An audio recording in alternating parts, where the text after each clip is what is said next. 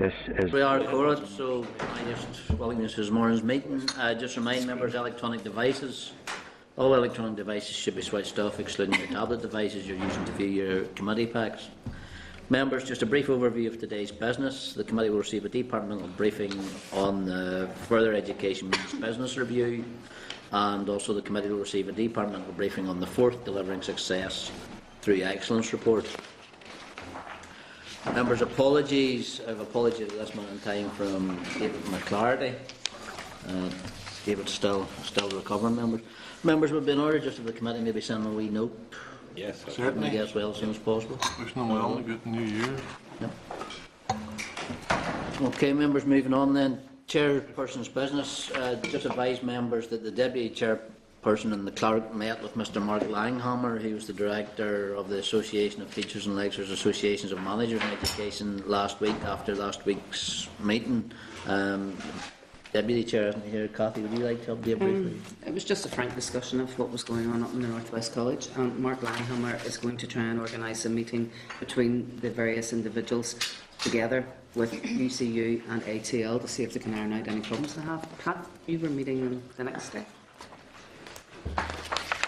Well, he was always insisting that the meeting was off the record in Chatham House rooms. Well, that's fine. But I certainly wish him well. We all hope that the issues pertaining to North West College can be diffused and the tensions are diffused. Yep. Okay. Members, the draft minutes of last week's meeting are at page 6 of the pack. Members all agree they're a record of last week's meeting? Mm-hmm. We'll sign them then as being correct.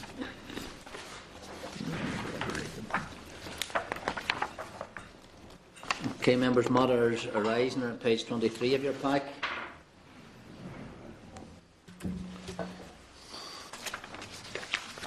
Members, really, matters arising are just remind members that at last week's meeting the committee agreed to initiate its inquiry into post-send provision and agreed the inquiry terms of reference, and tabled at page 3 today as a draft press release to actually publicise the inquiry. Members, are you content that those items are agreed? Is there any other matters arising? Agreed. Have enough. Members, just seek your agreement to forward the terms of reference for our inquiry to all other statutory committees, requesting that they forward them to their departments and make submissions to the inquiry, given its cross-cutting nature, because we do cross into a number of other departments in this. Agreed? Agreed. Okay, members, correspondence. Page 21 tabled is the departmental correspondence providing the committee with an update report on strengthening the All-Ireland Research-Based Programme and the Science Foundation Ireland Dale Investigators Programme partnership. Members, any? Ronald? Can I assume that we will be informed of any announcements that will be made as identified in point 19 in that document, strengthening the All-Ireland Research Base? Yeah. That is in the table papers, Ron? No, that's actually here under correspondence. Oh, under What page, correspondence. What page are you?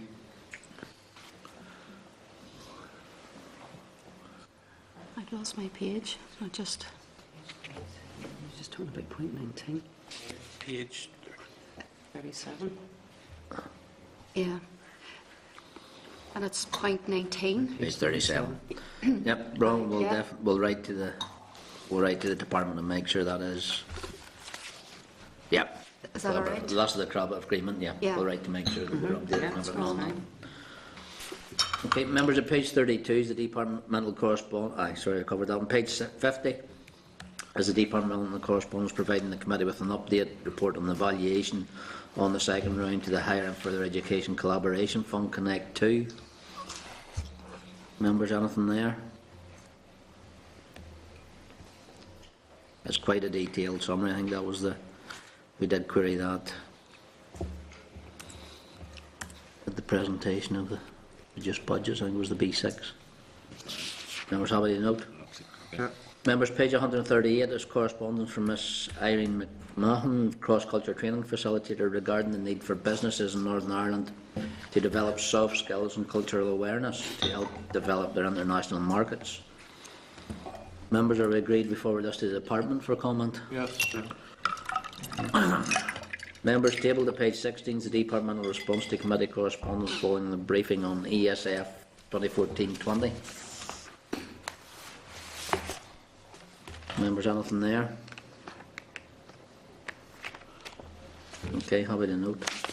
Members, also tabled down at page 33 is the correspondence from the Committee for Culture, Arts and Leisure regarding its inquiry entitled Inclusion in the Arts of Working Class Communities.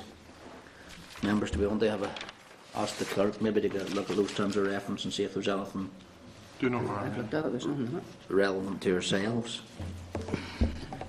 Right, nothing. There's nothing really applicable to us in it. Chair, did we ever find out about the project at Bangor in relation to the arts that we Cal Committee, heard about sort of third hand? Cal Committee wrote back again a second letter that's away to the Minister. Yeah. So we haven't heard back yet. Nothing back yet? No, not the second letter. Okay, members, we've nothing specific for this and that. We'll just maybe keep a watching brief on it to make sure. Okay, members, there are 2 invitations tabled as well. Page 142 is an invitation to myself from the Association of Teachers and Lecturers to attend their conference in the Stormont Hotel on the 22nd of May. Members, I'm able to attend that. And at page 144 is an invitation from Queen's University to attend the Energy for the Future exhibition in the Riddle Hall, Queen's University Belfast, on the 11th of February. And that's open to you all. I'm sorry, hope to go to You're going to that, Sammy. Thank you. We let them. Yeah. Sammy's going. Yeah.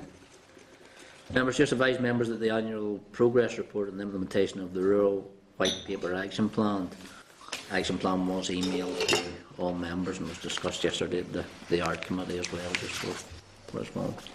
Members, that's all correspondence actions as agreed. Great. Okay, members, draft forward work programme is at page 29. Oh, sorry, it's tabled. Couldn't find it on back in the middle. I was going to go back to page. It's tabled at page 29. Said the minimum steps to Oh, success. it's around this, That's what you got. It's 37. 37 tabled. 38. The only change is it's the science part, yeah. That briefing. Yeah. Okay, members, it's the draft forward work programme is there up until the 9th of April. Other briefings may be scheduled as they arise. Members, the only change that's there that during this visit meeting in the Northern Ireland Science Park on the 12th of February, the committee has been invited to have lunch at the Science Park. So, members, that's the change at this moment in time. It's just that meeting on the 12th at the Northern Ireland Science Park. Members agreed the draft forward work programme? Okay, members, thank you. Our first briefing this morning is the Departmental Review on Further Education Means Business. Okay, members, just this will be recorded by Hansard, so just remind you of your electronic devices.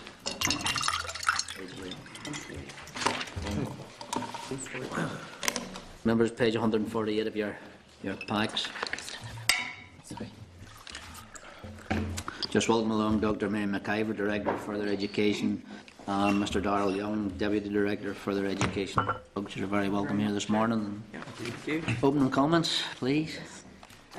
Very happy to be there this morning to really let you know about the new strategy for further education. Obviously, we have a current strategy, and Darrell will say something about that strategy because it has really come to an end in terms of achieving what we wanted to achieve. And the Minister is very keen that we now look at the new strategy for further education, really looking into the future at least 5 to 10 years, and looking at what we need to do to move FE onto the next stage. So I'll ask Darrell, first of all, to start really taking you through the current strategy and what we have been able to achieve through it. Thanks, Mary. Good morning. The current strategy actually got quite a long introduction to it. I mean, around the turn of the century, the previous DEL committee did an inquiry into That was the 20th century. Yes, absolutely, not as far back as that. Been here a long time. Aye. Not quite as long as that. So the then committee did an inquiry into further education and produced a report in 2001. The focus of that inquiry was actually to see what FE could do to ensure that it was meeting the needs of industry in Northern Ireland. I mean, that was the primary focus of that inquiry. And as part of that, the committee had led a number of oral sessions and a number of written submissions, and had also, I think, had a visit down to the Republic of Ireland to see what they're doing down there. The Department's response then to the inquiry report was to instigate the Further Education Means Business process, which went through a number of consultation phases following comprehensive evidence gathering both at home and abroad, and detailed dialogue with the sector and other key stakeholders. And a lot of evidence was taken, and indeed there were a lot of evidence publications at that time. And it culminated in the Further Education Means Business strategy, which was published for consultation in early 2004. The responses to that consultation were broadly very positive, and FE Means Business has effectively been the FE strategy for Northern Ireland ever since. The aim for FE that strategy sort of strengthened was that the focus would be on strengthening economic and workforce development and enhancing social cohesion, and trying to get the right balance between those two major objectives, but also crucially to advance the individual skills and learning. And that has remained the strategy for FE really ever since. Within that, there were a few more detailed agreed objectives for that strategy, and crucially they included making sure that the curriculum that colleges offer increasingly met the needs of employers in Northern Ireland, particularly small to medium-sized employers, and to provide greater support to employers in areas such as business development, ideas generation, etc., as well as the provision of people with qualifications. And also, as ever, there was a strong focus on increasing the quality of what was delivered through FE. The FE Means Business strategy, then, implementation commenced in late 2004, early 2005, and it focused on 12 separate but related projects, and those projects are detailed in the appendix to the paper that you got. Some of those projects themselves, as they were being implemented, were in turn the subject of separate consultations, public consultations, in particular the economically focused curriculum, and also some of the policies for HE and FE, higher education delivered through FE. So, for example, the trend and the move from HNCs and HNDs towards foundation degrees. All 12 projects were delivered and formally closed in 2010. Although a number of the projects now remain as business as usual activities as part of the ongoing management of the FE sector. Examples being, again, the nature of the curriculum being delivered and the new funding model, which was one of the projects. I've given you a brief description then of the 12 projects and some of the main outcomes, again in Appendix 1 to the paper. But some of the main achievements included the merging of the then 16 colleges down to 6. And that was seen as a strong enabling project. It was never seen as an end in itself, although it was a very visible project at the time. But the main idea behind that was to try and create larger, more influential colleges that were able to punch above their weight in terms of their negotiations and dealings with employers and other key stakeholders, such as the universities. So it was one of the key enabling projects. We also, the other major strategic project was the curriculum. Prior to FE Means Business, some of the colleges would have been delivering maybe 30–40% of their provision would have been in recreational areas rather than in areas that supported the economy, and we wanted to switch that around. So as of now, about 97% of the department's funding to FE goes into provision that is leading to qualifications on the regulated qualifications frameworks, and about 90% is on qualifications leading to vocational qualifications.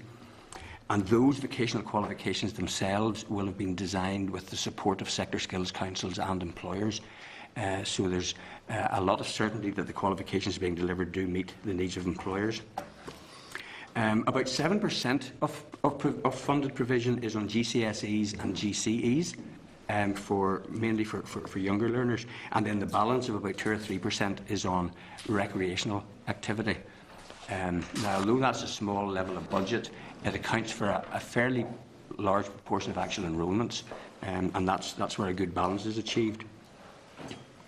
In terms of enrolments, One of the other, I suppose, major successes of the strategy was around 07-08, when the 6 colleges were formed. There were about 142,000 enrolments in that year into FE. In the 12-13 year, the last year for which we have data, that had risen to just under 157,000 enrolments. So there has been an increase there. I think it's worthwhile saying that the FE sector delivers in a number of broad areas. So mainstream FE, provision up to level 3, is probably the core offering, but colleges deliver a lot of HE and FE provision. They also deliver essential skills. They deliver into the entitlement framework, where school children have a vocational offering as part of the Department of Education's entitlement framework. They're also major training organisations in their own right, delivering training for success and apprenticeships on some of our employment programmes.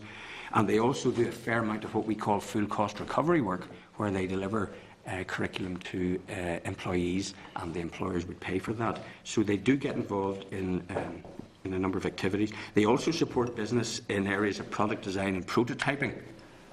One of the key successes, I think, have been the way in which recently colleges have been the main, if not the sole, provider of the Department's Assured Skills programme, which is used to help Invest Northern Ireland attract inward investment, to make sure that the skills that are needed by an inward investment are available to them. And we've given some examples of that in the paper. Colleges NI, the representative body, towards the end of the implementation phase in 9-10, they estimated that they were supporting about 4,500 businesses and 20,000 employees or business managers in that year. We also, through the sector, have been delivering the Essential Skills programme with over 350,000 enrolments since the inception of that strategy in 2001, delivering over 200,000 qualifications to over 106,000 individuals. And the committee will have had the presentation just before Christmas, I think, on the impact that the Essential Skills programme has made through the PIAC survey to increasing the level of essential skills, certainly at the lower end. The FME's business was also instrumental in piloting, and have now mainstreamed, the Learner Access and Engagement programme to help and encourage hard-to-reach learners back into further education, and that was a particularly important project. Learner retention and achievement has been a particular success for the sector over the last number of years. So between 10 and 11 and 12-13, retention rates have gone up from 88% to 89%, but significantly the achievement rates have increased from 80% to 87% over the last 2 or 3 years, which is a really very good achievement. And we also have considerably enhanced the ways in which the department monitors the quality of what goes on in colleges, and I know the next session on your agenda is quality, so you'll probably hear quite a bit about that in that session. Just some key statistics for you that I think might be of interest. I've said that about 156,000 enrolments, almost 28,000 of those are full-time, and almost 130,000 are part-time enrolments. In terms of gender balance, it's almost 50-50, with about 79,500 enrolments from the male population and just over 77,000 female. In terms of age, the largest number of enrolments would be 19-year-olds and under. So those leaving school at 16, 17, a big part of the cohort, about 88,500 enrolments there. Between 20 and 24-year-olds, about 21,000, and those over 25, 47,000. Now, those are all enrolments that we term professional and technical. In other words, they're all enrolments leading to qualifications. The recreational enrolments would be on top of all of that again. In terms of level, about 36,000 are at entry level and level 1, 73,000 are at level 2, 34,000 at level 3, and then 11,500 in higher education provision.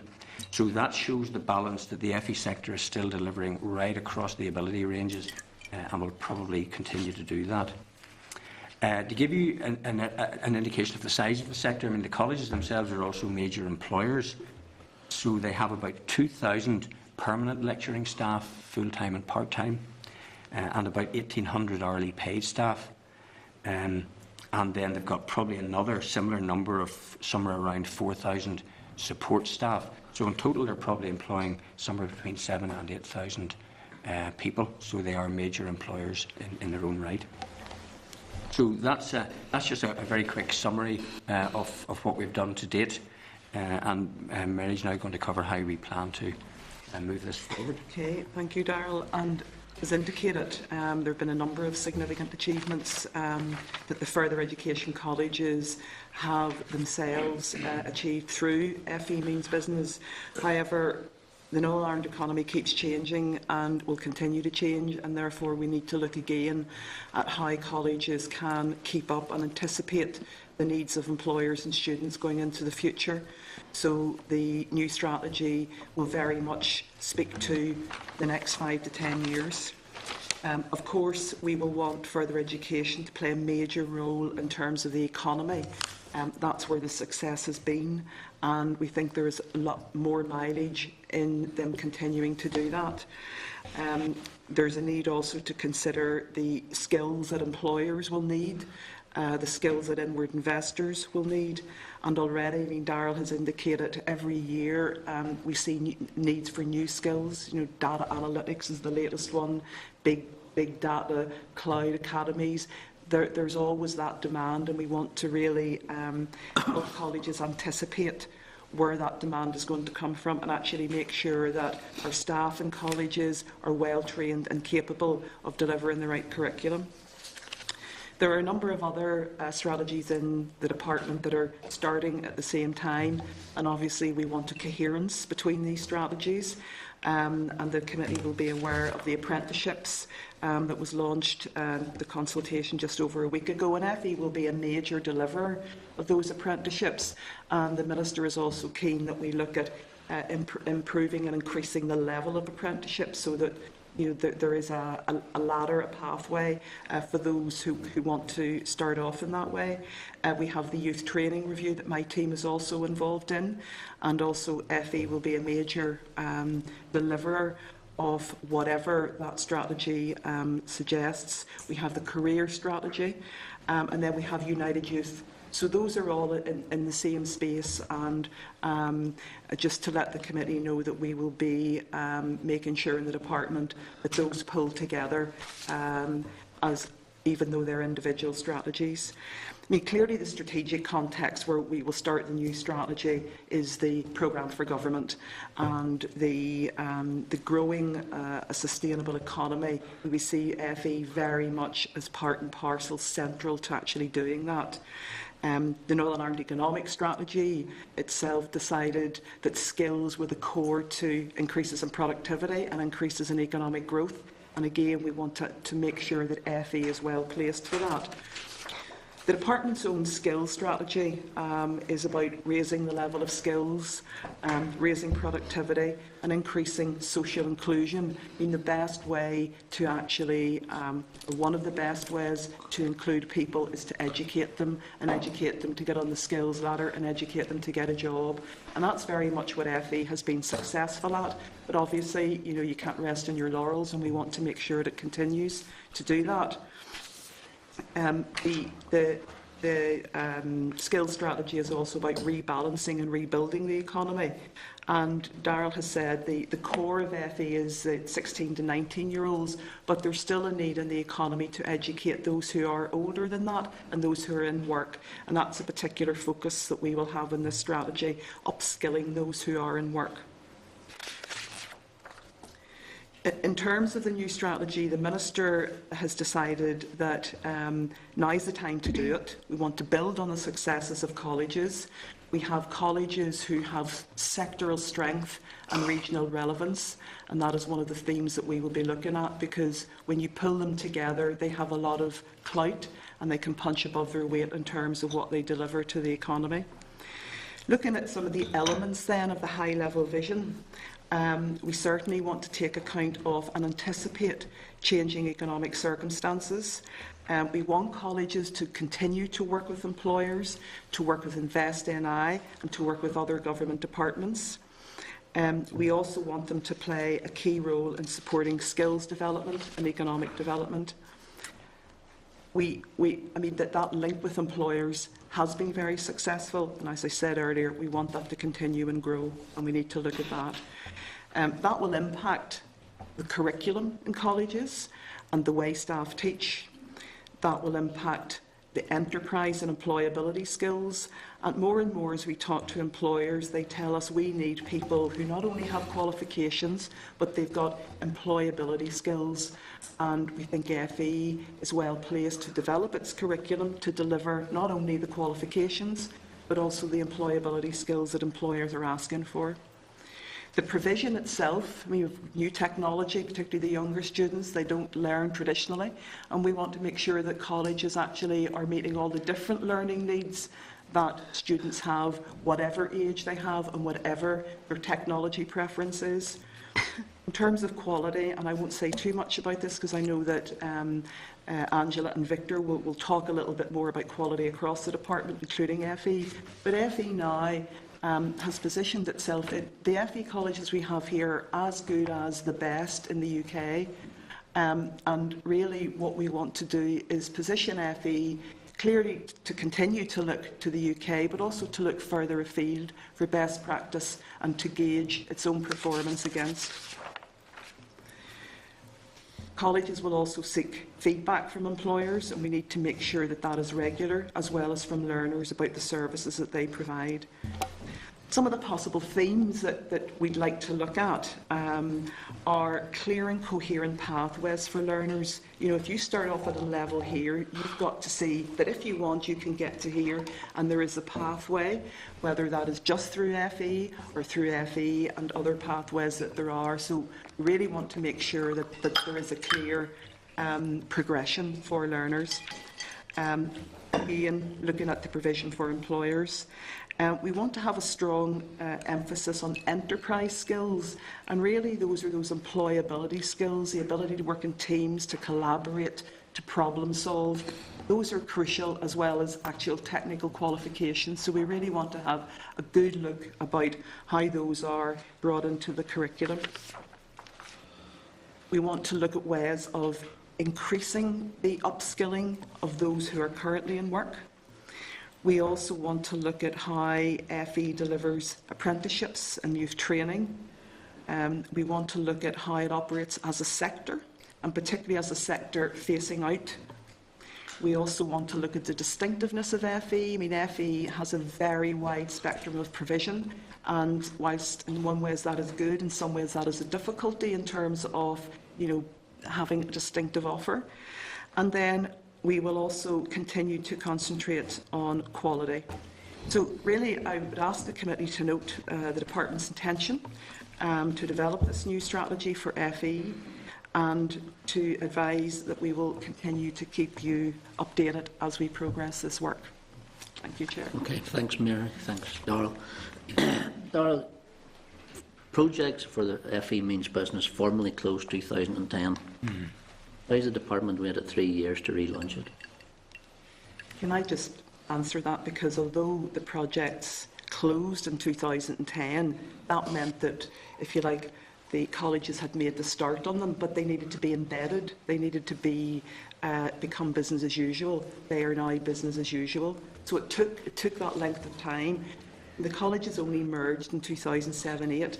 That was a huge undertaking for them, and really now they are solid, they are stable, they are performing, and now is the time to look to the future. So it needed that time to bed in. Darrell, Yeah, just comment as opposed. I mean, that was the purpose of the projects was actually to implement the strategy. We still feel actually that strategy is basically sound, and I think what we will be doing is very largely building on and enhancing that. I think it doesn't mean that whenever 2010 came, the shutters came down and we stopped, because I think the colleges do have a culture of continual improvement and enhancement. And that has been ongoing. I mean, for example, the increases that I mentioned in learner retention and achievement actually happened between that date and currently. And I don't think we would necessarily be right to say that just because you've stopped implementing a strategy that you immediately then have to kick into a new one. I think probably now the time is right. We've actually been thinking about a new strategy for FE for quite some time, but took the conscious decision to not to start that until we had made certain progress with the apprenticeship review, which will have a big impact into FE. And so for those reasons, we think that now the time is right to have another look at this. The department currently has 14 strategies in place, 430 recommendations or action points. And I think, Mary, you said that, this strategy is going to share the same space as an awful lot of other strategies that are already there. In your answer you've just given me, you've said there's continuous improvement. Why do we need another strategy? Why is it not embedded in something we already have? Is there duplication here? Specifically with FE, we've noticed that recently there are a lot of changes in employers' needs and a lot of new areas of learning, and we feel that we really need to have a closer look at those. So if you like, we're starting by looking out there and then bringing that into FE, and I suppose that applies to a lot of the strategies in the department, and the Minister is always very keen to keep on driving forward and improving, and a lot of the strategies are about continuous improvement and making sure we have that focus. Now you tell me none of this. That's what I'm asking. Is there none of the strategies currently doing that? Because that to me seems a big weakness. That's. I think a number of the strategies that are currently on, if we take the apprenticeship review, I think it's right to say that colleges will probably end up being the main, if not the sole, deliverer of apprenticeships. That might in turn, will in turn impact on their overall areas of activity. There will be a shift of young people going into apprenticeships. It will be at level 3 rather than at level 2. That means that we need to think now within FE how they deliver to a training programme to a cohort of young people who previously might have been going through an apprenticeship programme. So as well as changes in the economy, there will be changes in other areas of the department, other programmes that FE will have to react to. So so whenever we come to do the FE strategy, we will not be saying anything terribly particular about how the colleges will implement the apprenticeship programme, because that will be done in the other strategy.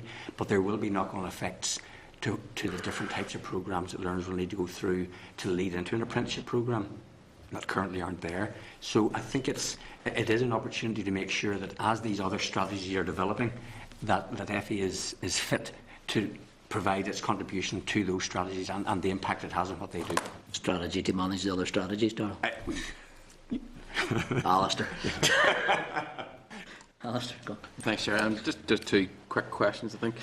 In the briefing pack, it talks about the role of FE in terms of working with partners in government to attract and support inward investment. I think that's crucially important. I think one of the greatest selling points of Northern Ireland when we go overseas is actually the flexibility of universities and FE colleges in terms of adapting to the needs of employers.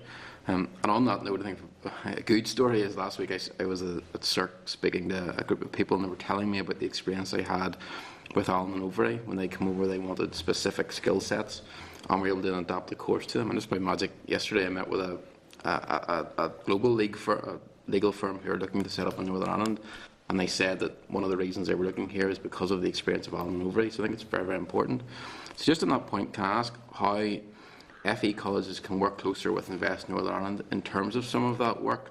Are they, is there going to be a delegation from some of the colleges going out on trade missions to ensure that they understand what the needs of global investors are, and that those courses can be put in place quickly and get the skills that are required in order to help us attract those sort of companies here? Actually, I mean, that's a very good example. I mean, FE colleges never continue to amaze me at how flexible they are. I mean, they can deliver new curriculum to employers in a matter of weeks. I don't know how they do it, but they're able to, and that is a real strength that they have. They actually do have a growing relationship with Invest NI. As Darrell has said, this is shared skills, which is really where we have inward investors coming in. FE colleges have tended to be the main deliverers of that because they're quick and they can deliver a curriculum that's really tailored and focused. We'd love to see an awful lot more of that, and that's why it's one of the strands in this strategy, because we really want to look at, are we doing the right thing? How do we improve? How do we get the relationship between Invest NI and colleges so that communication is better. Because obviously Invest NI will be able, they have a view to the future and what the future skills are. So that is one of the things we want to actually look at. Have we got it right at the minute? And surely there must be a way of making it better. And in terms of, you'd mentioned earlier on the employability skills stuff, now, I presume you're talking about sort of the soft skills that are required. There's been a bit of if there's any criticism, it is that perhaps people look down their nose a little bit at soft skills, but actually it's one of the issues that we need to ensure that particularly younger people have that ability to interact with clients on a personal level. Again, particularly with some of the backroom operations that we're tracking in Northern Ireland. So will there be an increased focus on soft skills and even qualifications or specific courses offered in soft skills, because it could be helpful for existing employees as well as those going. Yeah, I mean, you're right, and it is one of the things that employers, no matter what sector they're in, continue to tell us in the department. Again, it's a strand, and we've called it employability and enterprise, because we see, as we talk to more employers, it's not only employability, it's that problem solving, looking to the future, being able to collaborate, all of those things that you might call enterprising skills. So we need to look at the FE curriculum, particularly how it's taught. And are we making sure that it's taught in a way that delivers those skills? So that is actually an important area that we do need to look at. And is there a mind of a specific course on soft skills or a there are. qualification? I mean, I'll ask Darryl to speak to that because you've been looking at that, Darryl. There are. I mean, City and Guilds, for example, have a very wide suite of employability type qualifications, and they are related to specific occupational areas, you know, whether it's hairdressing or manufacturing or construction or whatever. One of the things that we have been doing and we'll want to pick up in this strategy is different colleges at the moment have got different approaches and different focuses on how they deliver that sort of provision. So, for example, CERC make quite extensive use of the City and Guilds suite of qualifications and almost put all of their younger students through some part of that. So we want to see what other colleges are doing, what best practice can emerge from that, so that they maybe take a more sort of a common approach.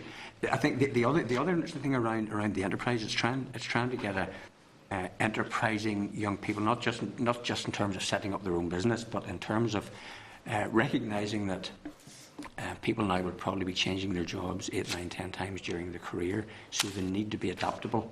And so I think adaptability of the individual is a key component. But yes, I mean, these softer skills are very important. Thanks. Okay, thanks, Alistair. Pat? Thanks, Chair. Brian, Darren, very welcome. Following on a couple of points that Alistair has made this morning, which is very relevant to a number of areas that I'm keen on. It's a welcome report, and we wish you well. I think there is a lot of improvement that the department can do, along with the colleges in particular, to make sure that we're meeting the needs of industries, the future needs of industries as well. So what collaboration, as well as the role of Invest Northern Ireland at looking at inward investment, what role do you have, or the department have, or the colleges have with industries to look at their needs?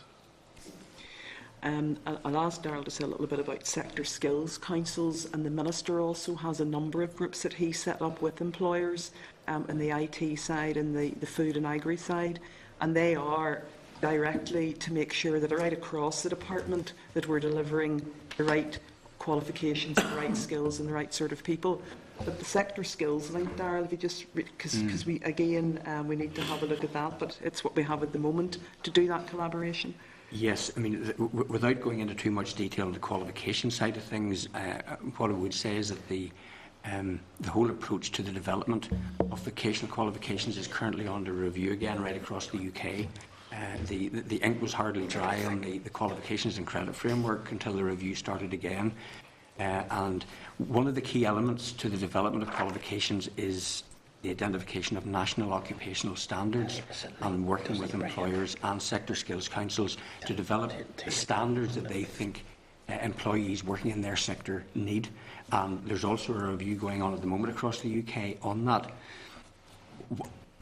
Awarding organisations then use those standards to develop the qualifications. What we are increasingly finding, though, is that it's okay having qualifications on a framework that meet the needs generally of employers across the UK. Sometimes that doesn't always meet the needs of specific employers. So what our colleges are doing increasingly is they're working with employers, identifying what their specific needs are, and then working with the awarding organisations to make sure that the existing qualifications can be amended, tweaked, enhanced, to make sure that the local needs of employers are met, to complement the more generic needs that those employers will have as well. And colleges are increasingly engaged with individual businesses and with awarding bodies in doing that. And that's part of how they make sure that the qualifications and the curriculum they deliver specifically meet the needs of employers. That's done in two ways. It's done generally with qualifications for young people coming through the system, but more specifically it's done then for the bespoke, the customised work that colleges would do with employers, the sort of stuff that they do under full cost recovery, where they definitely meet the specific needs of people who are currently working with employers. Yeah, just making or asking a further question. On my own constituency, there would be high-end IT employers, but Fujitsu, Allstate, for example, and I have consistently attended all the trade fairs, the job fairs in the city, but they're always saying they cannot get the skilled staff.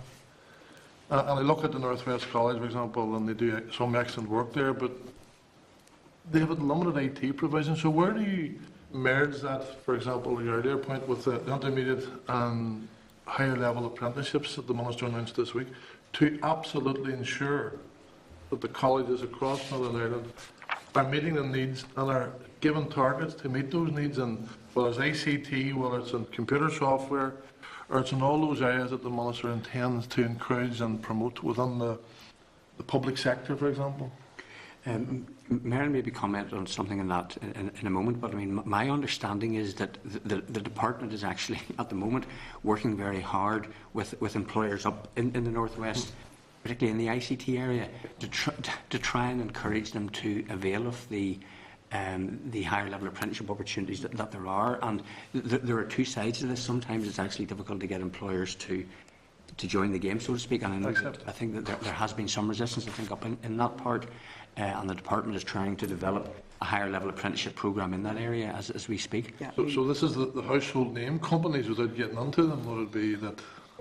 Household name, and probably what we're finding, the companies who are most keen are smaller companies who maybe only need one or two, and they need other companies to join in. So there are, and I don't want to go into the detail of it, but literally a very active grouping at the minute of smaller companies that hopefully will come together to do the first higher level ICT pilot in the Northwest. So that's something that's very current at the minute.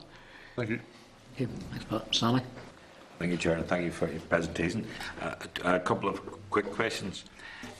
In the strategic context, you talked about the programme for government, and in relation to it also talks about tackling disadvantage. I think, Mary, you had mentioned about successful, but very successful social exclusion. Could you elaborate a wee bit more on that? On tackling social exclusion? FE colleges, actually it is something that they appear to be good at. And all the research that we've done would say that the main way of tackling social exclusion is to get people qualified so that they can get a job. And really, we just need to look at if colleges are doing all they can there. And certainly there's probably a lot of the committee, you maybe hear in your own areas about some of the things they do with community groupings to get people who've never crossed the door of a college since they left school, getting them in. And I think they actually are very strong in that already, but we would really like that to continue. And if you look at the profile of learners that go to colleges, the numbers from the most deprived areas are really high in colleges, so they do seem like they have core competence in doing that. And we really want to make sure we facilitate that and they facilitate that, because it's really important. Yeah, I mean, I think that's a good point, because obviously a lot of young people, needs type people who leave school, maybe a bad experience at school. Exactly. And very often the community development organisation, they link at a local level so that the entrance point may be a community centre, or a church hall, whatever. Exactly, and we have in FE this Learner Access Engagement Programme. That's exactly what it does. The mentors work in the community. They work with the young people, and the whole aim is just to get them into a college to do a qualification. And that is a programme, again, that we hope that would be continued, because it has been successful with to avoid NEETs, if you like? I think some of the figures relevant on that. I mean, about a quarter of all enrolments into the colleges are at entry level and level 1, which would support, and that would be the type of people who would be following that provision. And while we are very, very keen to increase the levels that colleges are delivering that, we still need to make sure that they also continue to deliver to that lower level, entry level individuals, which is a big part of the social inclusion agenda. Certainly, as Pat said, it's a very encouraging report, and it also mentions something as 4,700 businesses that you've supported. I'm just wondering, obviously there was a report yesterday about the importance of tourism, the increase in tourism, and hopefully with the Giro d'Italia in Northern Ireland in May, that will certainly give us a much higher profile. So I suppose you're also saying that colleges can adapt to meet those if there's a change in direction in terms of tourism, or it could be inward investment or whatever. And finally, could you just maybe expand a wee bit about your links with universities, and are you happy enough with that, and what will the new strategy entail? They have a lot of links with universities through the foundation degree programme. Broadly, what happens here, one of the things that I could have said, I suppose, about FE means business is there was a deal done, if you like, between the universities and the colleges, which sort of said that colleges would be the sole deliverers of intermediary qualifications like foundation degrees, HNCs and HNDs. But that colleges wouldn't go into being, full-blown universities and offering full degree programmes. And that's slightly different from England, because in England you would have universities delivering foundation degrees and delivering some of those other intermediary qualifications. That's not the case here. But the provision, for example, in foundation degrees that colleges deliver, they're actually universities' foundation degrees, so they have to work very closely with them to get those validated. And they also work closely with employers, because foundation degrees are very much an employer-related route. And I think that will continue as the apprenticeship programme delivers higher level apprenticeships, where foundation degrees will actually be the underpinning knowledge of the higher level apprenticeships at level 4 and above. And I think that will encourage even greater relationships between the colleges and the universities. Okay, thanks very much. Thanks, Thank you, Chair. Thank you. Tom, Deputy Chair. Yeah, thank you, Chair. And again, FE means business, a good concept. But I think if it's going to be delivered in a way that's going to be successful, then the only way that can be done is to ensure that the skills base that is required by employers is something that is really to the fore here. And in the past we have seen situations where people have students who went through FE colleges that have done their perhaps level 2 or whatever.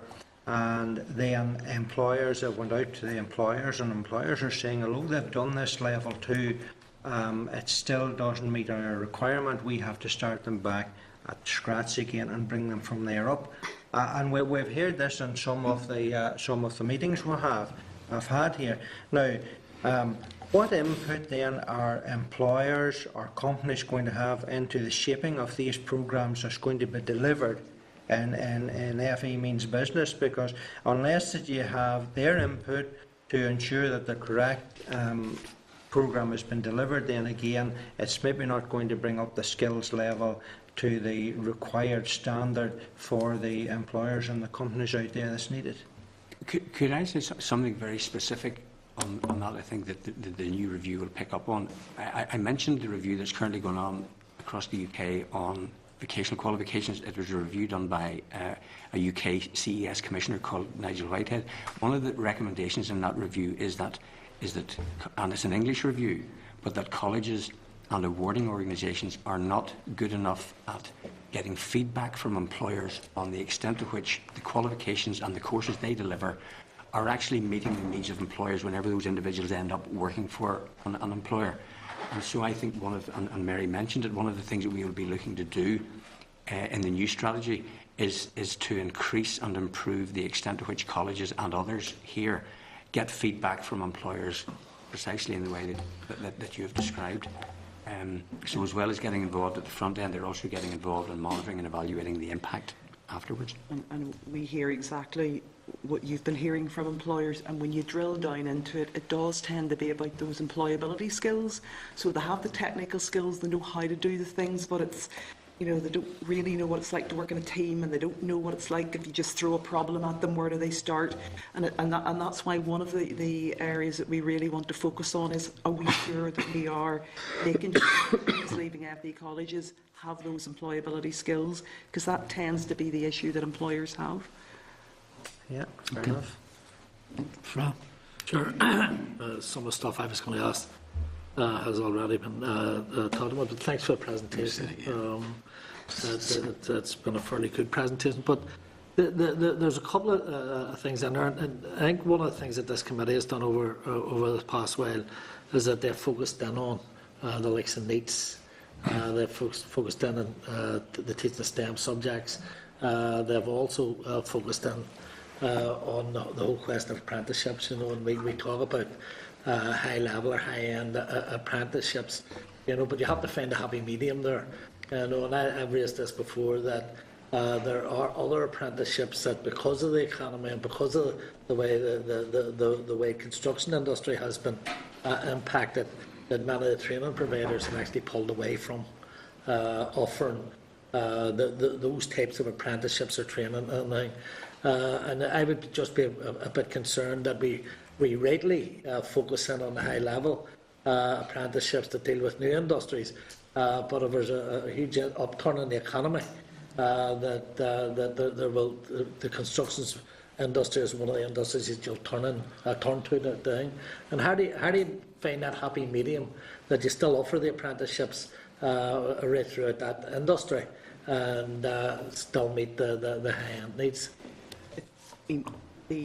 The new apprenticeships, the definition of an apprentice is that you will have an employer and you will have a job. So in a way that bit's taken care of in terms of, you know, if the job's in construction or whatever industry it's in, that's where the apprenticeship is in. Now, I mentioned earlier the youth training review that we're also doing. I think we'll probably be presenting a little bit of that to the committee in a couple of weeks' time. But we're looking at what happens then in construction and all those other areas at level 2. Where there are traditionally construction apprenticeships, as well as other apprenticeships, and there, you know, we know that there is a gap there. When the apprentices at the minute are now talking about are level 3, there's that whole issue of the level 2. So that is being looked at in the youth training review, and I mean it's a very apt point that you make. To see in terms of that, one of the things that we have learned over this past while again is that many of the young people who went in to attain level 2 qualifications, that it didn't suit the industry and they didn't recognise it. So how can you ensure, you know, and I always use the thing, I have a friend who's an electrician, and the most precious thing to him is his chit or his piece of paper to say that he's a fully qualified electrician. But if people are only been offered level 2 training and it doesn't fit the needs, that how do you match that? Because I thought that was one of the things that we'd actually got over, that the level of training would be increased to ensure that people would be able to move in that, and level 2 didn't offer that. And hopefully there's not a lot of that, because really there's been so much effort put into making sure that the qualifications are what employers want. And the other bit to that is that if you're level 2 and you need level 3 and so on, that there is a way for you to get that. And that's one of the things we call it, you know, the skills ladder, so that there is a clear progression for you or for employers, that we want to make sure that's happening as part of this review. We just take a look at that for all of the different skills areas as part of what we're doing in this review. But that's on the youth. Well, it would be specifically under the youth training for the 16 to 18-year-olds. But as part of this strategy, we're looking at the ladder, regardless of what age you are, if you're going to FE. 2 points. Somebody raised the point then it's in relation to tourism. You know, huge industry and a huge employer. Some of it seasonal, some of it not. But one of the things, and I know that we always get good press about how well people are treated here, but it also needs specific training for people that deal with people that are coming in. And Is there anything there that would allow not only to increase it, but it obviously taps into advertising and how you bring more visitors here? I mean, all of our colleges will do qualifications and training in that area. Probably they are the biggest trainers in the whole hospitality. And Southern Regional College in particular would be our lead college there in terms of having the expertise and sharing that expertise with other colleges. So, yeah, I mean, I think that actually is a strong area that colleges have at the moment. And because they're so adaptable as the needs of tourism change, they can get that into the curriculum. Sure, and the final point, I was just looking at Appendix 1, it said that there was 355,000 enrolments in respect of 147,000 individuals. And it said that nearly 202 qualifications awarded to 106,000 individuals. Mm-hmm. Yeah, no. You see, I take it that is 41,000 people over that period that walked out and didn't get any qualification. And so to see when people drop out, you know, especially in colleges, you know, how do you We are very, very hot on that, I have to say. You look at the retention rate and it's really high for most of our courses. It's way up in the 90%. I mean, colleges are absolutely focused on making sure people don't leave. I mean, literally, if they have to call you up on a Monday morning to say get out of your bed, and some of them do that, you know, they are very, very skilled at that, and that's something we've set them very strict targets. And I would say they are, I've seen what they do, and it is like really individual. You know, they know if you haven't done your homework, you know, type of thing. So they're very good at that. Okay, thanks for that, Bronwyn. Okay, thank you for your presentation. The consultation, which I think is out today or tomorrow, on tackling economic inactivity, will the outcomes of that consultation be also fed into your review of FE means business? Whatever recommendations there are on programmes, it's likely that FE and training providers will be delivering those. So yes, FE will be very much part of how to tackle that. Okay. Also as well, when you refer to collaboration with employers, I feel a serious gap has been the lack of engagement with rural employers. That's something I've raised. I don't believe that the Sector Skills Council is representative of rural communities. So, you know, I would ask that there is a very serious focus put on that particular area. I mean, I could just comment on that. I mean, I think sector skills councils themselves, I think some have operated very well and some have, I suppose, operated less well. But I think one of the points is that it's probably always going to be difficult for a sector skills council to operate with all individual employers. I think that's where the strength of colleges actually come in, and we actually put a lot of trust in our colleges to know what the needs of employers in their patch are and to respond to those, and they can then work with sector skills councils and awarding bodies and others in helping to meet those needs. But it's a challenge that we throw down to the colleges that they work in that space. Okay. Thanks, Bronwyn.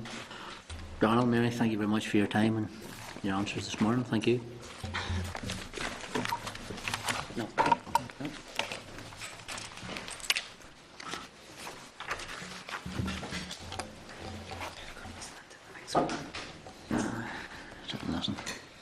Okay, members, our next briefing is the departmental briefing on the fourth Delivering Success Through Excellence report.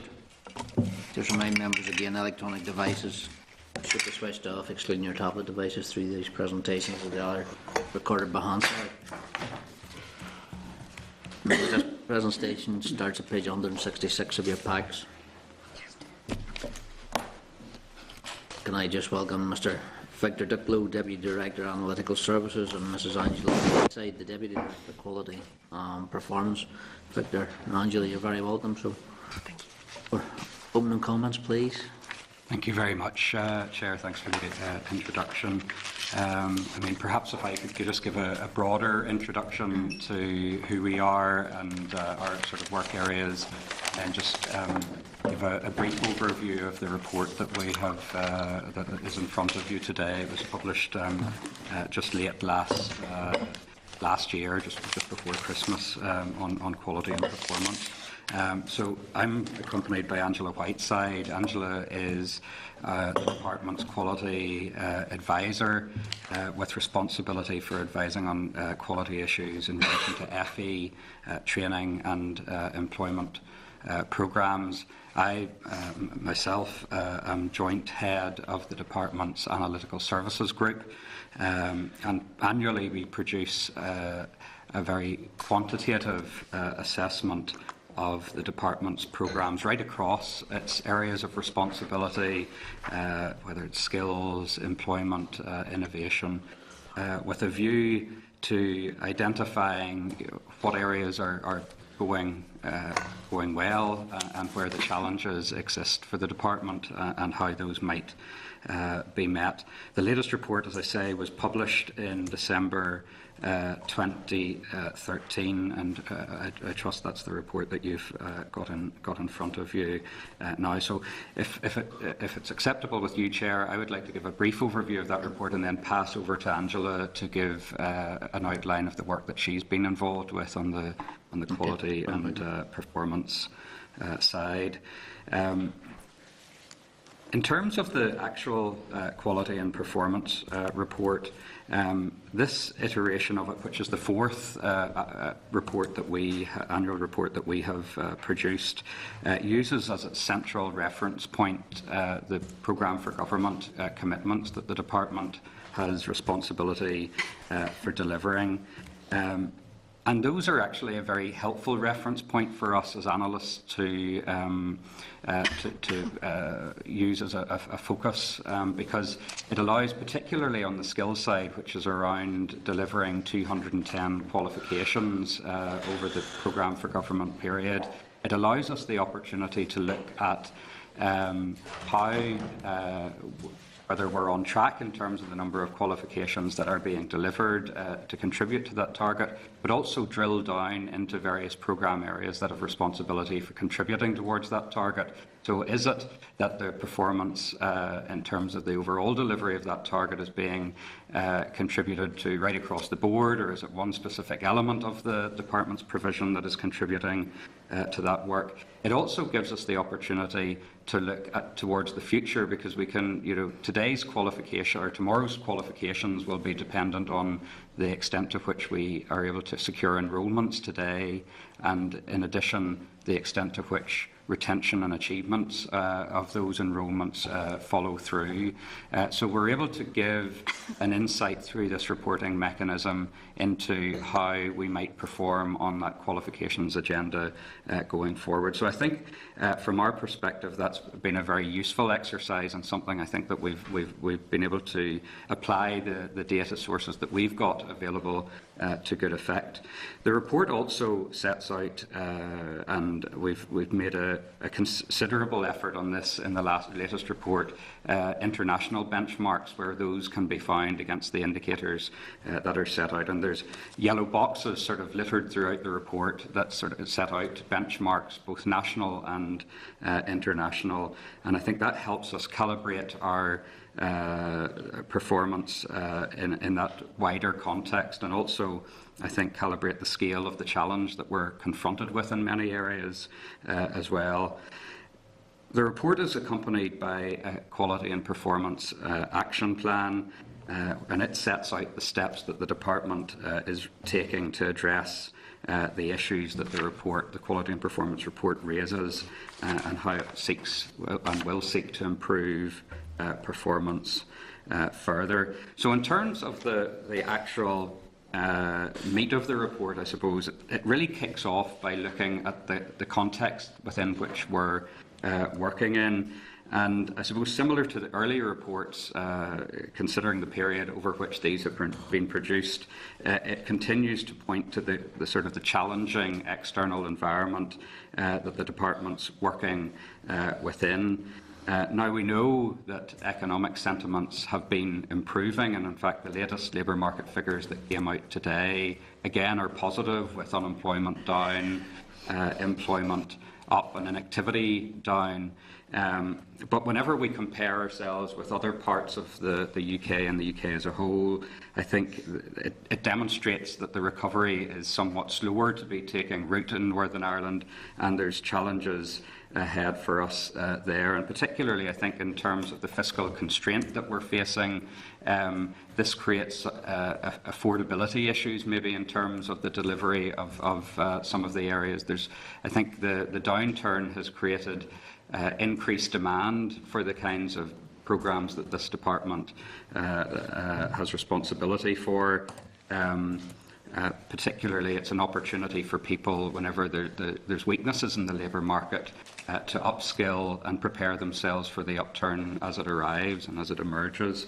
And yet, people are less able perhaps to afford that provision, and companies perhaps are less able to afford to sponsor their employees through that provision. So that creates a sort of an affordability conundrum, and yet I think the figures in here show that there has been increased enrolments in many areas and increased qualifications, which I think is a positive reflection. In terms of the demographic context, the report points out that we continue to have one of the youngest populations in Europe, which is positive, I think, whenever you look to the future, because that will give us a potential stream of highly educated people moving forward to drive economic growth. And yet we know that the numbers of those young people have been falling somewhat in recent times. And I suppose the other challenge in a downturn is to make sure that those young people, whenever they do hit the labour market or that sort of age, are kept close to the labour market and given opportunities to participate. In terms of the other end of the sort of age spectrum, we know also report that the numbers of older people are increasing, and quite dramatically. In fact, the report points to the fact that over the next 15 years, the age 65 and over cohort is projected to increase by about 40%, which is quite sizable. And I suppose the challenge there for the department, particularly in a context where the working age or retirement age is increasing, that those people have the skills to engage actively in the labour market going forward. Looking then at specific indicators within the report and taking the skills dimension first, the report points, I think, to a strong start being made against the key programme for government commitments. We're halfway through, certainly when this report was written, the PFG period, and already over half of the qualifications target has been delivered. No doubt, and as you drill down into the various programme areas, that strong performance has been helped by increasing numbers of essential skills at level 2 and above. But even if you exclude that programme, there's been strong growth in the numbers of qualifications at levels 2, 3 and 4. And indeed, and again, this is with essential skills excluded, just to make sure we get a clear picture of the other provision.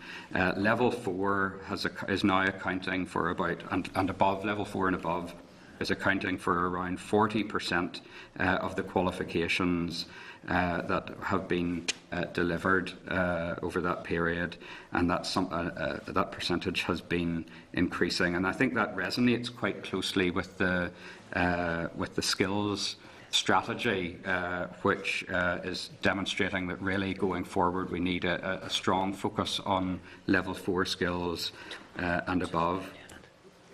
In terms of STEM, the subject mix of these broader qualifications are also, I think, moving in line with the strategic focus. And if you look at narrow STEM particularly, and that excludes sort of construction and the medicine type courses, it makes up an increasing proportion of our overall qualifications. Almost a third of all level 2 and above qualifications, or 1/5 of qualifications of essential skills is excluded, are comprised of those narrow STEM type courses.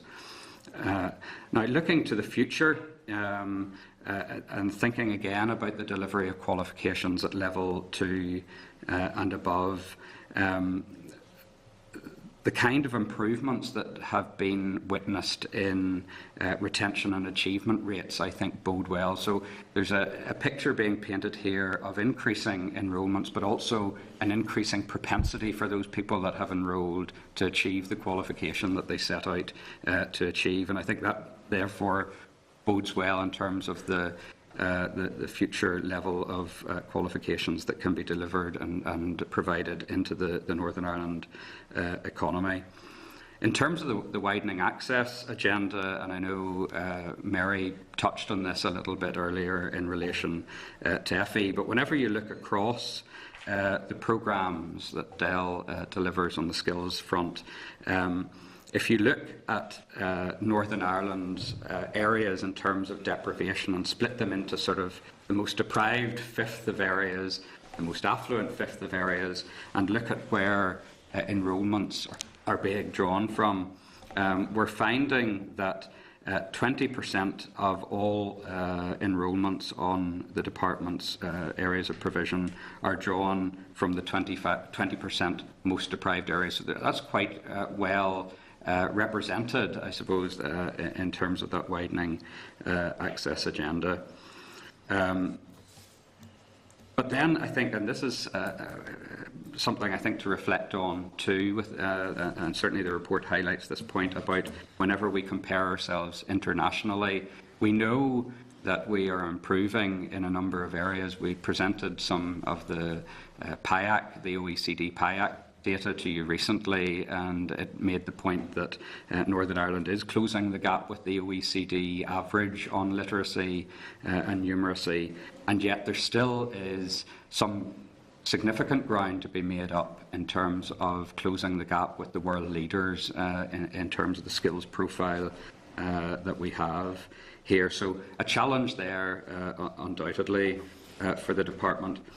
And then just really quite quickly going through the employment and the innovation indicators, a similar picture emerging on the employment side, again in terms of the programme for government target, halfway into the programme for government delivery period, where over half of that target has been achieved. And yet I think there's a major challenge ahead for the department in terms of the economic context within which we're operating in, and certainly a challenge remains ahead to reduce the levels of unemployment and economic inactivity that still exist in Northern Ireland.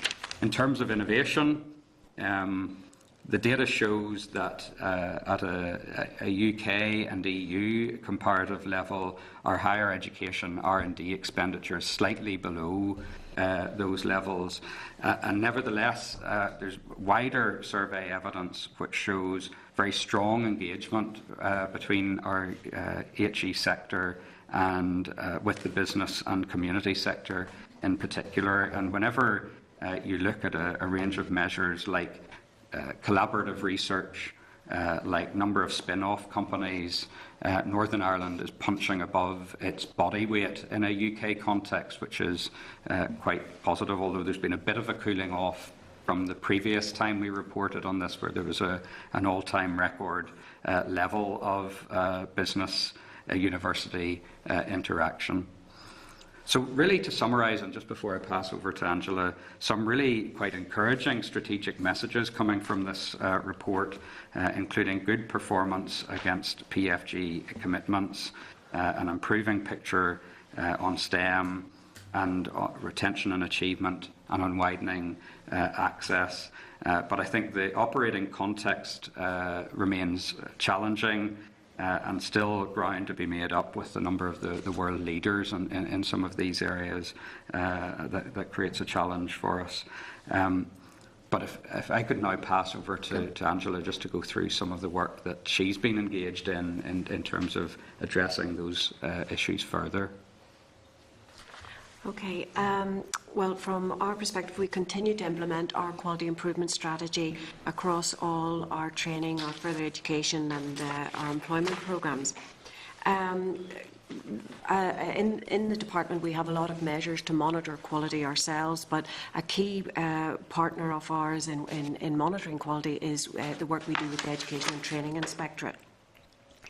And we, across training, education and employment programmes, we have a 3-year cycle where we would ask the inspectorate to carry out a full inspection of every provider on a 3-year basis. And the inspectorate will report on, they have a 6-point scale.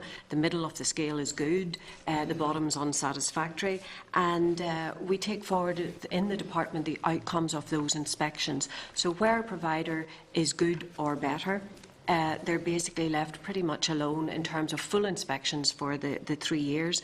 But where provision, either overall within a provider or elements of it, have been found to be satisfactory or less, then we enter into a period of a follow-up inspection process where they will have to submit to us an improvement plan or an action plan outlining how they intend to address the weaknesses that were identified during the inspection, and we'll have them monitored and a follow-up inspection within 12 to 18 months to make sure basically that any poor provision is not left just to remain. So we'll keep a very close eye on it to make sure that it's moving forward. And we balance that with giving everybody, every supplier, an opportunity to improve, but mindful that we cannot leave poor provision to rest unattended. Implementing that, our current picture across our training for success and apprenticeship provision means that currently 95% of our providers are satisfactory or better, and the remaining 5% will be going through the follow-up inspection process. For our colleges, out of the 6 colleges, we've been implementing a schedule of what we call whole college inspections, where we've asked the inspector to look at the provision across the further education up to level 3 and the training provision across the 2 funding streams. And so far, out of our 5 colleges, there's 1 still to be completed. We have 4 of them sitting overall at good and 1 at very good. Within our steps to work provision, we've just completed all of the inspections on the existing step to work contractors, and again, there were no issues there. A very positive picture was reported.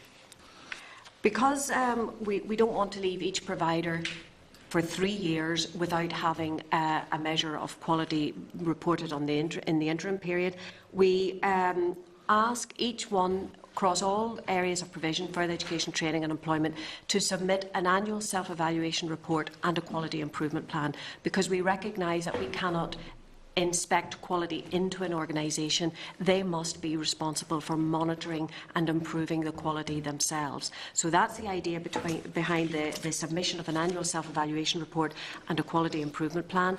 And we ask the inspectorate to conduct a brief visit, a short inspection annually to each provider to confirm the accuracy of that self-assessment. And it means that we have a yearly measure of quality on each provider in addition to the 3-year cycle. Our other quality work then includes, for FE, we have the quarterly health checks, where the department meet with the governing body of each college and provide a detailed measure of progress across a wide range of indicators. We have the annual production in FE of detailed learner retention and achievement data right down to individual course level. Again, that's published and shared obviously with the colleges and benchmarked across all 6. We have the annual college development planning process where the colleges meet with the further education division and are challenged about performance and report on other areas. We have our quality managers forum where in FE we schedule a Friday morning once every quarter, and we use that to share good practice both internally across the 6. We've used it to share good practice, the best practice from our 6 colleges on how they monitor retention, how they work to improve retention and achievement. But we also bring in from outside identified good practice. We had in May a session from a high-performing college in England on lesson observation and how they used a systematic approach to lesson observations to drive up improvement in teaching and learning. And we have also then, over the last year, introduced the quality performance adjustment, where, based on the retention and achievement data, courses that have been identified as underperforming are subject to a financial penalty in the following year. On training and steps to work, in addition to inspections, we have our contract compliance visits, where so each supplier or lead contractor is monitored in terms of how they're adhering to the operational guidelines and the terms of their contract. And this can very often inform inspection activities, because sometimes contract compliance activities can identify areas that would give us concern for quality, and so one side informs the other. Equally, they submit an annual self-evaluation report. We have our departmental data. And on Steps to Work, we had a very successful process called a case conference, where all key players within the department and the inspectorate met to report a holistic view on how each provider was performing, and we're implementing that now under the terms of the new Training for Success and Apprenticeships contract.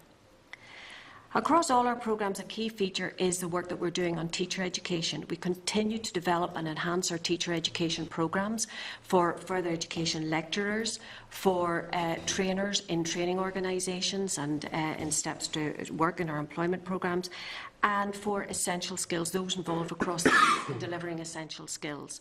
And we also have been working with the University of Ulster to develop a range of continuous professional development modules, so that where areas are identified during inspections, that we want the University of Ulster to be able to respond by offering CPD modules that will help lecturers and trainers improve their performance. We also provide one-to-one support where it's required. If a particular provider has individual difficulties, we can pair them up with high-performing organisations. And we hold internal workshops, again, where particular thematic issues are developing. Okay. Okay, thank you very much. That's quite a detailed brief on your paper. Just picking up on you on something you said there in regard to Steps to Work and how that has been graded and the quality there, and I'm sure you're aware that that has been raised a number of times within this committee. Hypothetically, get into a new contract anywhere within the department, for example, Steps to Success, are you involved at a quality point as to the input to the contract on how you're going to assess the quality, or does it only arrive at your table after that has all been sorted out? No, I've been involved in working with my colleagues in proposing how we will monitor, working with them on how we will monitor quality. It's not finalised yet, but we will build on the experiences that we've gained from Steps to Work. That's what I'm trying to... You have an input into how yes, that's developed? it just won't land on my desk. Right, that's all right, thank you. Victor, just come back, when you were giving your presentation report and the statistics there's some very positives there on the department's gains and successes, but there's also some I think, significant negatives, if you want to put it that way. In your narrow STEM within mainstream further education, there's a decrease there of 20% between 2007-8 and 2011-12.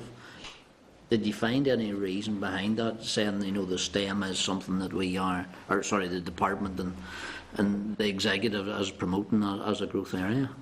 I mean, I think, and it wasn't, it just wasn't focused only on mainstream FE, the decrease over the longer term period. And I suppose, in a sense, the STEM agenda is a bit like turning around a tanker, that there has been a strategic focus being put on it over the last, number of years particularly, and that's starting now to bear fruit. The longer you look back, of course, the more you see the decline, but in more recent times it looks like that corner is being turned, and actually more recent data, even than is presented in this report, has been published since this report was brought out, and the FE mainstream picture has increased in terms of the STEM qualifications in the last year by 20%. So that's quite a positive approach, and it's something I think to build on. But there's no doubt, I think that the whole STEM agenda is something that we need to work on collectively in government and with employers and others to demonstrate to people the value of these STEM qualifications, and to make sure, I suppose, that people, that whenever they reach the stage where they can participate in programmes that DEL delivers, have the foundation built where they can participate effectively in STEM type courses. And I think certainly there's some evidence that has come through from the University of Ulster, for instance, where younger males particularly can be, from working class backgrounds mainly, can be turned off the whole STEM agenda and the MAS element particularly, because they don't see the links between what they're doing in a school session, in terms of preparing for their GCSEs, and the world of work. And I think there's a job of work for us all to do there that needs to be continued, actually, in terms of persuading people. And I think that's something we need to do, not just within government, but employers as well have a responsibility here in terms of demonstrating to young people, particularly young people that maybe don't have the links, the clear lines of sight into the employment agenda, that the work that they're doing at a school level, or whether it's an FE or essential skill or whatever else, has a real value out there in the labour market, and will act to their benefit in the longer term. Just in regard to that, and that's one of the words you used earlier on, was actually affordability. In your tables as well, it was the trends, I think, in the skills indicator, was higher education and the widening access. I thought classes 4, 5, 6 and 7, there was actually a decrease there as well. I think, but if comparatively, about 5% in those specific classes. Is there enough been done there, or to readdress that? Well, I think, and the picture is mixed across the provision that the department offers. There's stronger participation in widening, from a widening access perspective, in essential skills, for instance, and our training programmes. There's very strong penetration amongst our those from the more deprived communities. And I suppose, in a sense, how do you build a pathway and a progression route for people to increase their skill sets if they've had a difficult experience of education? It's about building that foundation in terms of the essential skills, and then encouraging people and delivering progression pathways for them to step up the skills ladder. Whenever you look at the higher education, so the other side of the spectrum, at the higher education side, for instance, the more affluent groups in Northern Ireland continue to be overrepresented in higher education, although when you compare our position with the rest of the UK, for instance, we seem to be better at integrating those from more deprived communities. So there's still a job of work to be done there, but there's some encouragement, I think, to be taken whenever we compare ourselves nationally in this regard. As the comparison nationally, we might be better off, but if we're starting to see a slow decrease now, if that's going to be attributed to affordability, it's something I think we should be stepping in now to address before it becomes, it's not just acceptable to come down to the GB level rather than just, that's where we're going to go. We should be taking steps to address that decline in this minute. Is it affordability, or is it the access, is it the pathway your problem? No, I think, and over the longer term, there's been quite good performance on this, and I suppose it's something that's going to have to be continually monitored. I mean, one of the things that we've seen in the HE data recently is, and perhaps this is as a response to fee issues across the rest of the UK, is that more people are applying to study locally rather than being faced with £9,000 fees elsewhere. And we know from other data as well that those that go away tend to be the more affluent people, higher qualified people. In general terms. So if those people decide to stay at home, there's a danger there, or a risk that they will push out the more marginal student, because they can, with the qualifications that they have, they could, effectively gain a place in a local institution. Now, the Minister, and you'll be familiar with this, has announced extra places in higher education over the last number of years as a means of dealing with this. And I think that's something that, as a department, we've got to keep our eye on, just how those student flows are working out and the impact that they're having on the widening access agenda more generally. Okay, thanks. Fran? Sure, and again, thanks for the presentation. It's quite obvious, when you sit and listen to these presentations, sometimes he's looking at us and saying, well, they're heavily critical, in some aspects of the report. But it also shows that there's a huge amount of work going on within the system. Sometimes you find it difficult to understand how you pull all the threads together to come up with an effective strategy that allows you to deal with it. And obviously that's the million-dollar question. But we always come back to this thing. I think within the report it says about I think 41,000 people came off benefit over a year. And we've always found it difficult to understand where they went to. Did they go into full-time employment? Did they go into part-time employment? Did they go into zero-hour employment? Did they immigrate? And it's never, nobody's been able to actually give us the answer to the question of what happens to these people when they go off it. And I don't know whether there's anything there that allows you to do it. Well, certainly, I mean, in terms of the PFG target, it's about moving people into employment. So those people are being moved into employment. But I suppose the issue that we're faced with currently is the level of churn in the labour market, that while we're successful, and we seem to be increasing the pace in terms of the numbers of people that are being moved into employment, off of benefits and into employment, and yet those people are being replaced by people that are losing their job or coming in from education or flowing into the labour market in terms of that young cohort, which is sort of replacing the people that are being moved off of benefits. Now, I suppose the question is, and I don't have the answer, is what would have happened had we not been able to move those people off employment? We would probably now be faced with much higher levels of unemployment than we do currently. And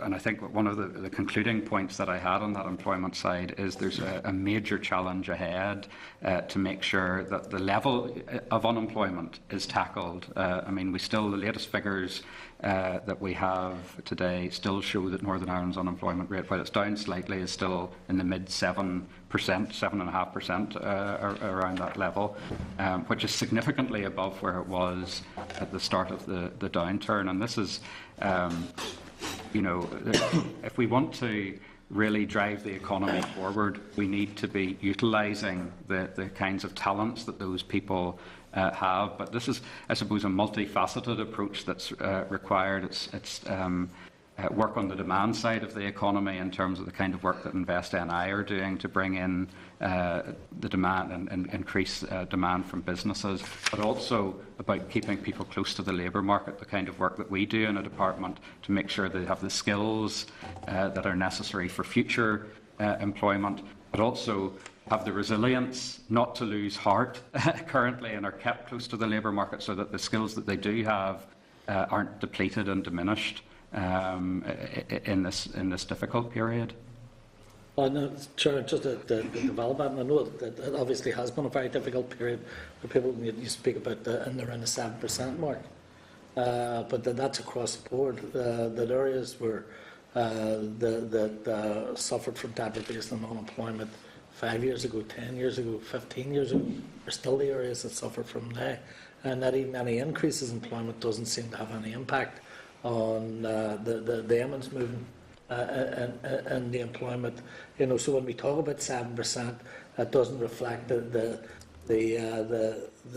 nature of where the unemployment is situated. And Sammy would quite often talk about parts of East Belfast where there's big pockets of unemployment there. And I think it's the same in other communities, not other areas. Mm-hmm. No, and that's absolutely right. And I mean, and part of this is perhaps about finding ways of, and whether it's through the careers side of things or the work that the Employment Service is doing to help people understand what opportunities there are out there and what the future opportunities are, and whether it's a matter of creating jobs in specific areas or trying to broaden people's job search activity so that they can look elsewhere and help them then have the capacity to grasp those opportunities that exist or will exist elsewhere. You know, there's I suppose a question to be thought through there, how we tackle that question. Just a couple of points, but I just want to say one thing. A number of weeks ago, Sammy had raised, and others had raised the question of I think it was 300 jobs coming in part-time, and in terms of the work down the shipyard. You know, the 200 of them came from outside and 100 of them came from here. But I actually spoke to a guy had stopped me, and he qualified, worked offshore, has the skills, and couldn't get one of the jobs, couldn't get a job here. And I think that there needs to be, you talk about pathways, there needs to be pathways for people like that there, especially localised people that have the skills and ability to do it, that they're not turned away from jobs. But I think just a couple of quick ones. You spoke about the 6 colleges. You said one was good and one was very good. What about the R4? Oh, sorry, maybe I misrepresented that. We have had 5 of them inspected. There's 1 still to be done, okay? And 4 are good and 1 very good. 4 good. So the other thing is in terms of train providers, I think you said that are satisfactory and poor, and are satisfactory and good. You know, how many sits at the satisfactory level? Well, we currently have 44 delivering the new contracts, the new Training for Success Apprenticeships NI contract. We have 13% sitting on satisfactory, and 13% on outstanding, 23% of them very good, and 48% good. Okay, so thanks, Rob. Sammy? Thank you, Maybe Chair. Fraz asked most of what you wanted to say. Hopefully. Oh, he's very concerned about East Belfast, which is great. That's because you threatened me. But seriously, first of all, thanks for your presentation, and I thought the report was very good as well. Last November, I attended, I think with most people here, the European Youth Forum, and at that European Youth Forum, the ministers spoke at it, and I think it struck most of us that Northern Ireland was quite ahead of most European countries. In your report, you talk about while the Northern Ireland skills, this is E6, skills profile has increased steadily over this last decade, gaps remain when compared to the best performing regions and nations. In a general sense, in terms of your analysis, have you looked, I assume you have looked at other European countries? That's the first question. And secondly, I suppose our local neighbour, Republic of Ireland, have you done analysis on how we're comparing to them? Yeah, no, I mean, that's certainly part of the mix, and we've looked at this both quantitatively and qualitatively in terms of the sort of the analysis. And most, you know, recently, and I mentioned the PIAC work that we had done, where the South was included within that analysis. England was included as well, but 25, I think, other countries, many of them in Europe, but also dotted around the globe, and it did provide some encouraging news, I think, for Northern Ireland in terms of the extent to which we are closing the gap with the OECD average of countries on our literacy performance. And particularly, there's been movement at that lower level of literacy, which again has been a focus, I suppose, in terms of our policy, and we understand the need that we need to do something on that agenda if we are to integrate those people into the labour market, because that's the kind of, there's a minimum standard, I think, now increasingly that employers are after in terms of literacy and numeracy, and we would hear that regularly.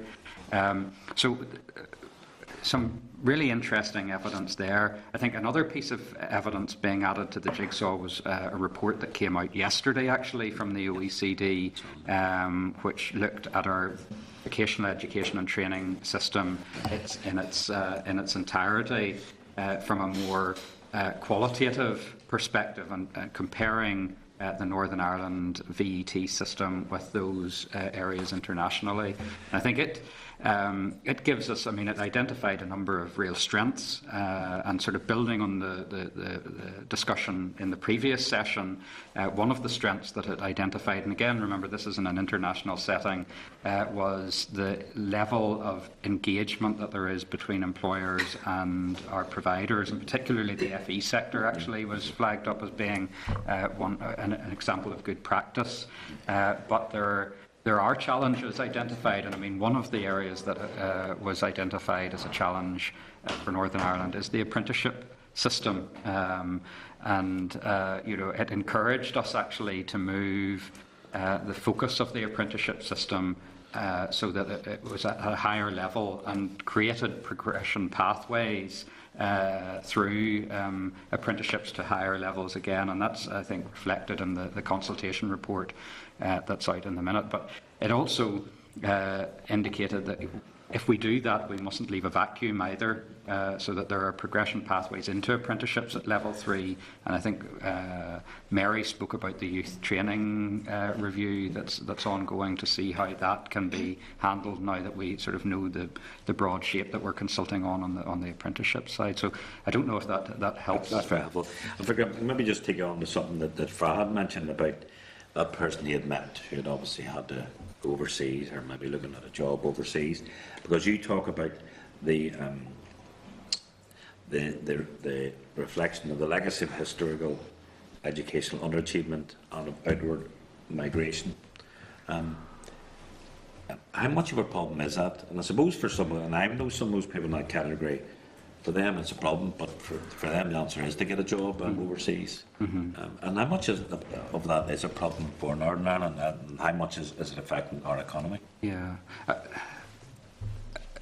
I mean, I suppose the migration issue is, certainly for those leaving Northern Ireland, is often down to a demand and a supply issue. I mean, historically we've had a lot of people leaving these sort of shores for higher education, up to about a third of the cohort that go into the HE sector. But sorry, isn't it, one part of that problem, the problem arising from that, is that many of those people never return. Well, that's, and is it the same with people who are highly skilled, that they go out, or is this a temporal thing? Well, people? often, I mean, often those people, and you're right, that leave find that for them there are better opportunities elsewhere.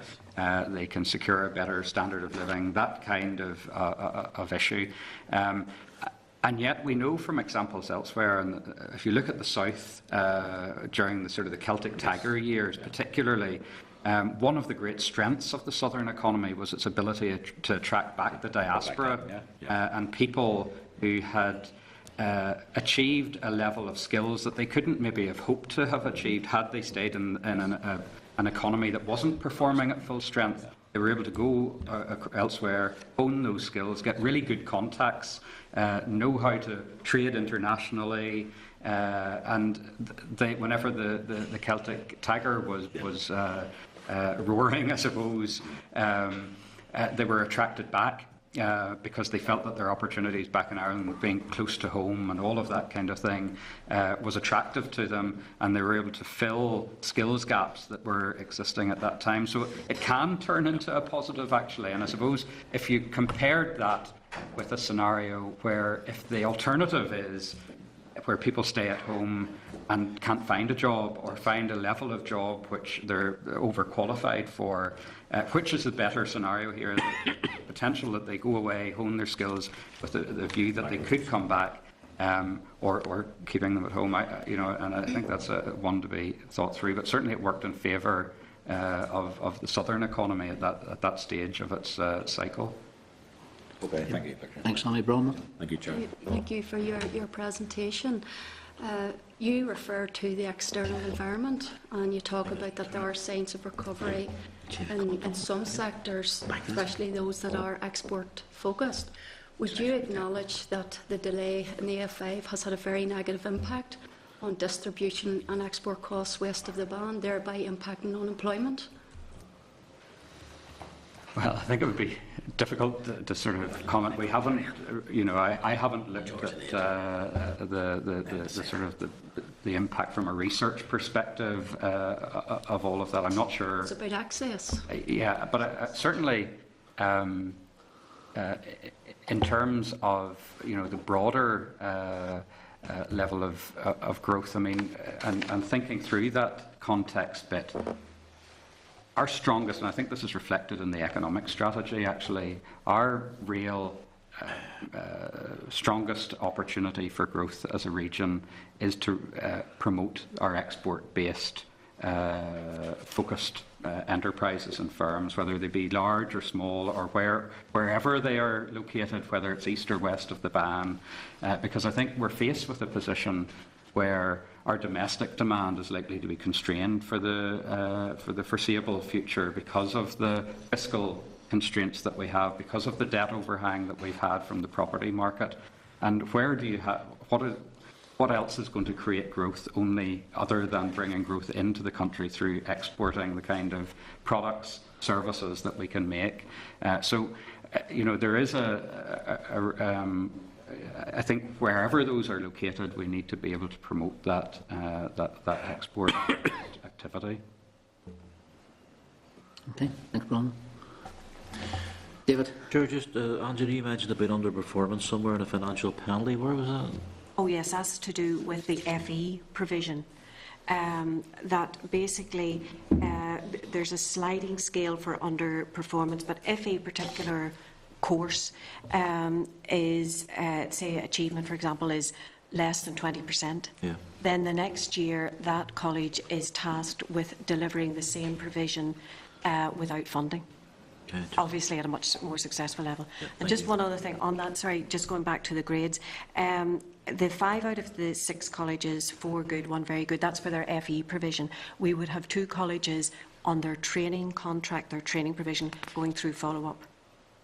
Because we've generally found that there are some issues on the training side. The FE tends to be better, but that was the purpose of the whole college inspections, was to allow the colleges to the inspector to view the provision in the round, and for the colleges to assimilate the same standards across the piece.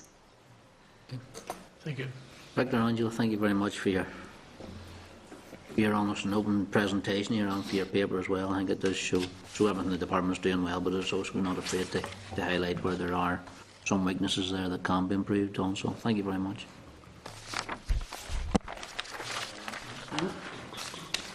Okay, members, any other business? Chair, one item. Tom? One item. I met on Friday with the college's NI. Right. College's NI did a presentation in here to committee in May of last year, was my understanding. And you'll remember then that following that we had some contractors or some other people, companies who did, like Copias and other ones who did presentations here, and even people from Northern Ireland Electricity. And what they were saying was that the people, the folk that were coming out that were trained in, especially in electric work, went up to the proper standard. and they had to come back and start and retrain them and all this type of thing again. When colleges and I looked at the Hansard of that transcript, they were concerned because they said that what really was happening was that committee were, in their opinion, didn't receive the correct information. They said that obviously there was 62%, was it? 76% that they brought out that progressed to level 3. And therefore that, the figures they had and the figures that we were given by other people definitely didn't tally up. Now, they would like the opportunity to come back again to committee. Being Colleges NI. Colleges NI.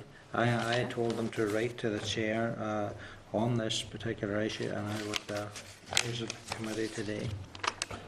I think we actually discussed this last week in terms of copies. Yeah, and was they also were challenging the information being put out by colleges, and it's hard to find a happy meeting. Was one of the things that I had been concerned about, and I thought we all agreed that we had got an excellent presentation from Copious, and we spoke about 15. But one of the questions that I had asked is at what cost, and I don't think we've even really got that. The cost of training, the cost of the revising things. So that's all relevant in the debate. That I mean, they have asked this unless there's some other forum where they can meet. I think we need maybe. I think we should give them the opportunity. At some stage, or at whatever forum they meet. No, that'll be enough to give them a here and here, Tom. Members, any other business? Members, if not, just to remind you, there's no committee meeting next week, actually, in formal session, because we're attending the Education Committee's STEM School event in the Long Gallery, which is 9:30. So next meeting will take place 10 a.m, room 29, Parliament Buildings, Wednesday the 5th of February. Members, thank you very much. And, members, and also will possibly scheduling a visit to Torbank after that one on the 5th of February. Just a brief introduction to our inquiry as well, if time permits. So if you can keep that in your diaries at that stage. Okay, members, thank you.